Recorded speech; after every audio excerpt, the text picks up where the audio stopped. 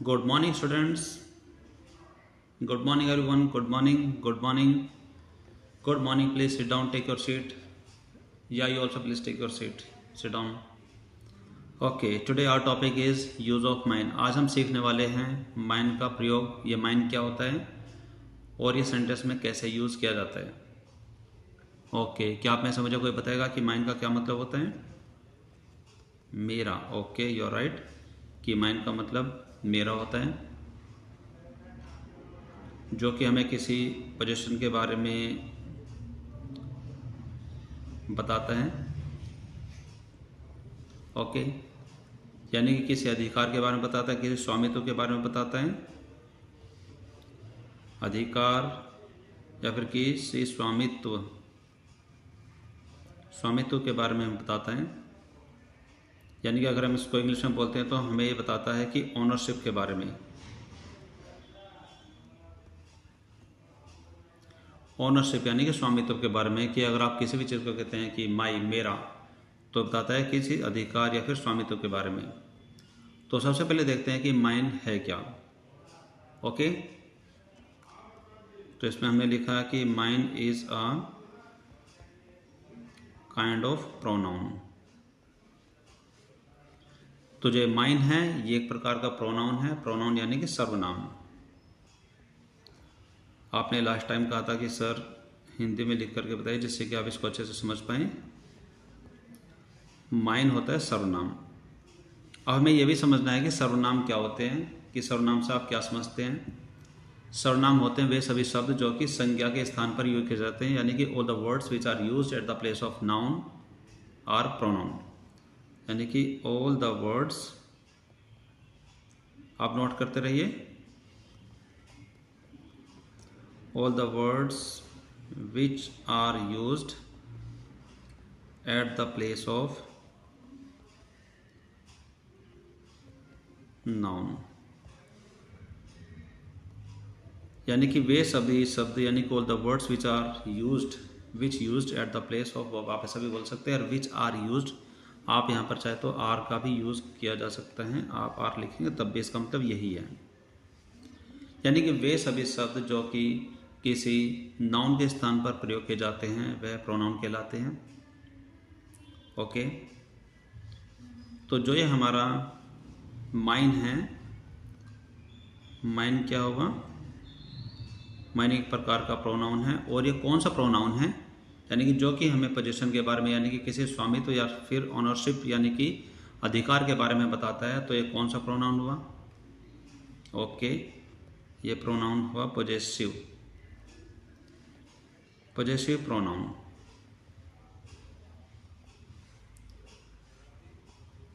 यानी कि अधिकारात्मक सर्वनाम.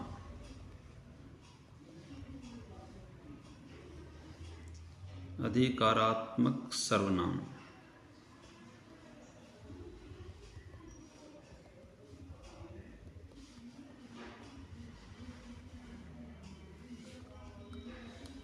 यानी कि स्टूडेंट्स आपको अच्छे से समझ जाना है कि ये क्या है. इसको हम फिर से रिपीट कर लेते हैं कि जो पोजीशन है यानी कि स्वामित्व, जो हमारा ओनरशिप जो होती है, यानी कि स्वामित्व यानी कि अधिकार जो होता है, उसके बारे में जिक्र करता है.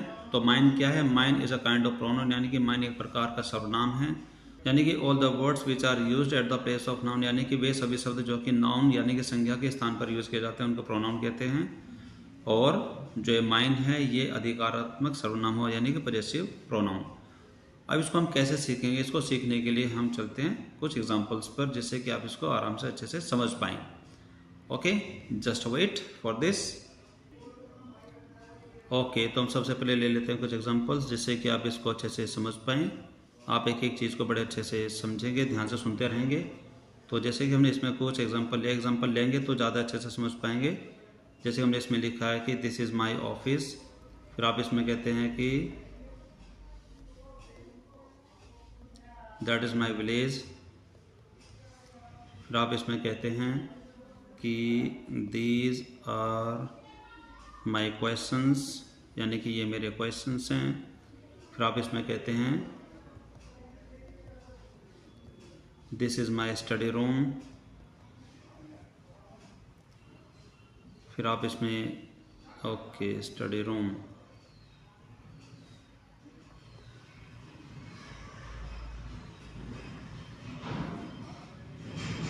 फिर आप इसमें कहते हैं कि that will be my report card.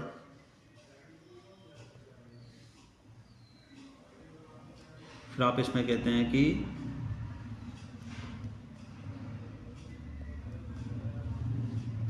These are my tables. तो सपोज कीजिए कि आपने इस तरीके के एग्जांपल आपने ले लिए हैं। ओके, तो अब हम कुछ एग्जांपल और ले लेते हैं जिससे कि आप इस टॉपिक को अच्छे से समझ पाएंगे। आप एक एक एग्जांपल को बड़े ध्यान से सुनते रहेंगे। ओके, तो जैसे कि हम यहाँ पर लिखते हैं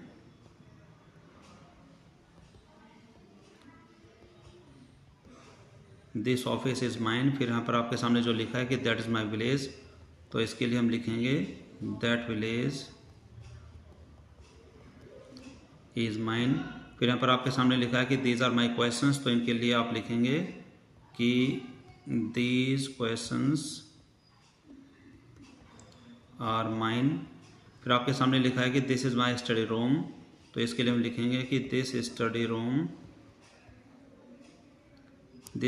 रूम इज़ माइन। फिर आपके सामने है कि that will be my report card. फिर आप कहते हैं कि दैट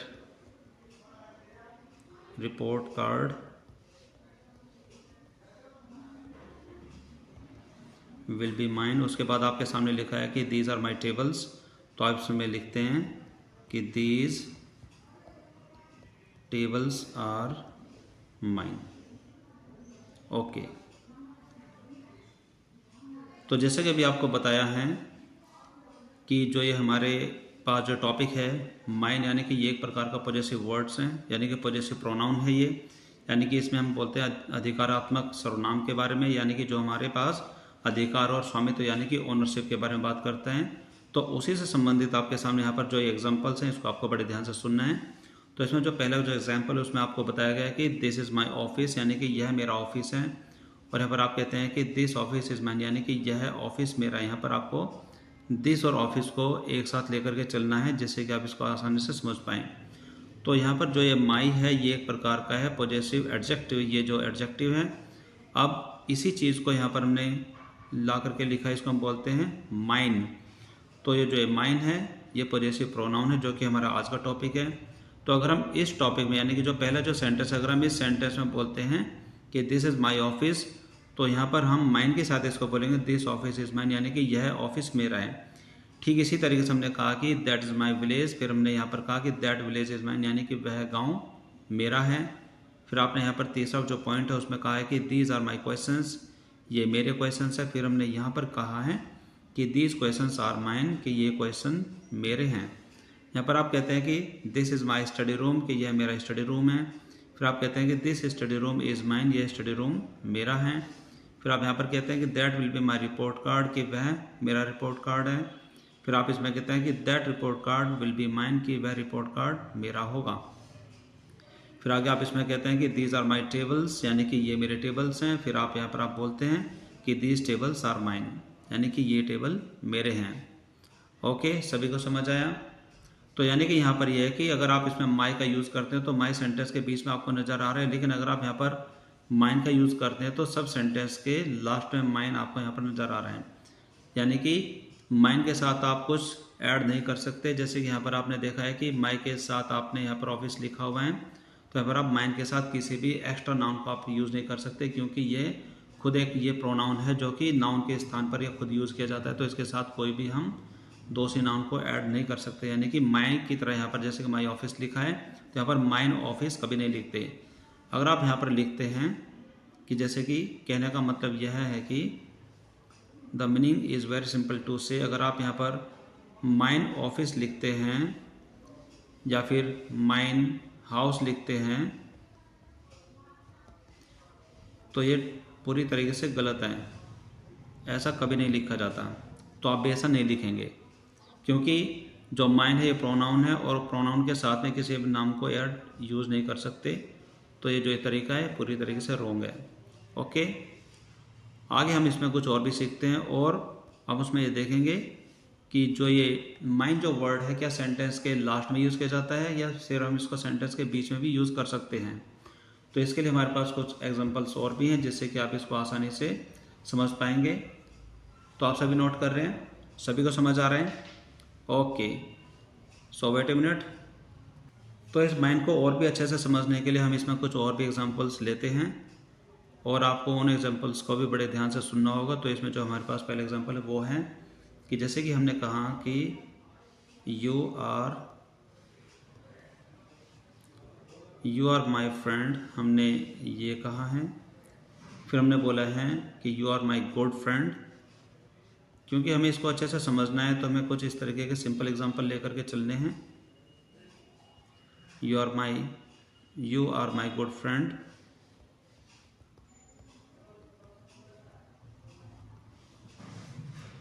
फिर आप इसमें कहते हैं कि ही इज़ माई ब्रदर।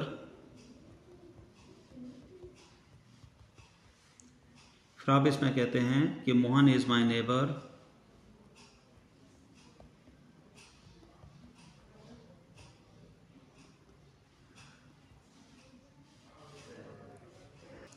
फिर आप इसमें कहते हैं कि इट्स माई न्यू कार। फिर आप इसमें कहते हैं कि हिंदी इज़ माई लैंग्वेज। फिर आप इसमें कहते हैं कि this is my old book. तो हमने ये एग्जांपल जो आपके सामने लिया है, इनसे अगर हम अब इसमें माइंड को इसमें कन्वर्ट करेंगे तो आपको कैसे लिखने हैं जिससे कि आपको माइंड का यूज़ करना काफ़ी अच्छे से आ जाएगा। तो आपको एक एक बात को बड़े ध्यान से सुनना है। तो यहाँ पर हमने इसमें लिखा है कि जैसे कि आपने यहाँ पर कहा है कि यू आर माई फ्रेंड, आप मेरे फ्रेंड हैं। तो आप इसके लिए आप क्या लिखेंगे? आप इसमें लिखेंगे कि you are a friend of mine. You are my friend, आप मेरे फ्रेंड हैं। फिर आप यहाँ पर कहते हैं कि you are a friend of mine. इसका मतलब भी यही है कि आप मेरे दोस्त हैं। You are my friend, you are a friend of mine. और सेकंड सेंटेंस जो आपके सामने लिखा है कि you are my good friend, तो आप इसके लिए लिखेंगे कि you are a good friend of mine. और जो तीसरा सेंटेंस है इसमें हमने लिखा है कि ही इज़ माई ब्रदर, तो यहाँ पर हम कहेंगे कि he is a brother of mine. फिर आगे आप इसमें लिखते हैं कि मोहन इज़ माई नेबर, तो यहाँ पर आप कहते हैं Mohan is a neighbour of mine. फिर आप इसमें कहते हैं कि it is my new car. इसके लिए आप लिखते हैं कि it is a new car of mine. फिर आप कहते हैं कि हिंदी इज़ माई लैंग्वेज। फिर आप इसमें इसके लिए लिखते हैं कि हिंदी इज़ अ लैंग्वेज।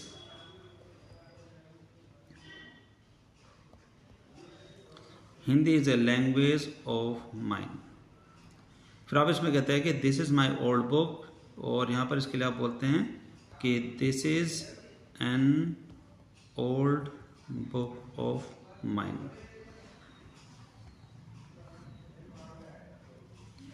तो यहाँ पर हमने क्या देखा कि यहाँ पर जो ये सेंटेंस है इस तरफ तो आपके सामने लिखा है कि यू आर माई फ्रेंड, यानी कि यहाँ पर जो हमने लिखा है कि माई फ्रेंड, यहाँ पर माई एक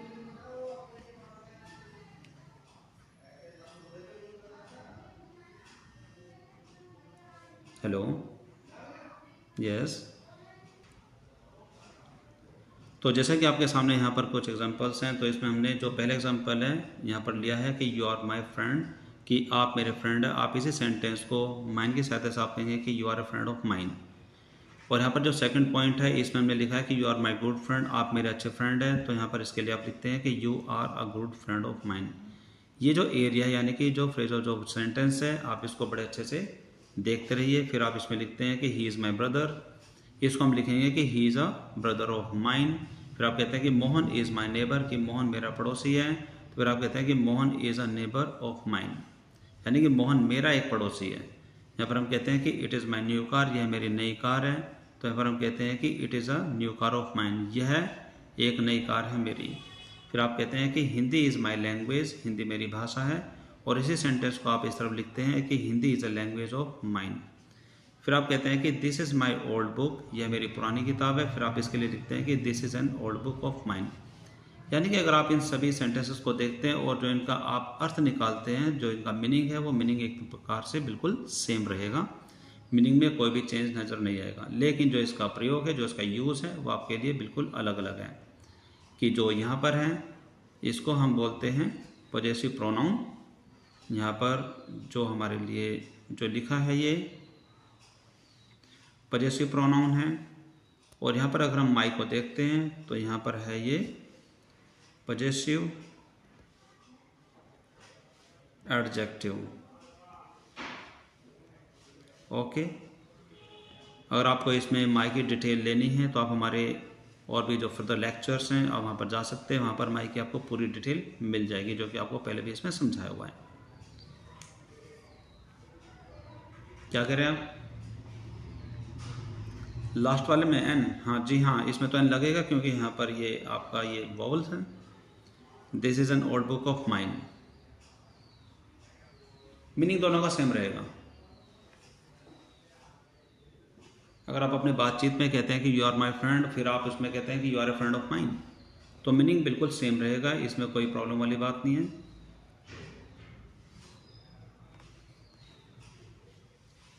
ओके, सभी अच्छे से नोट करें।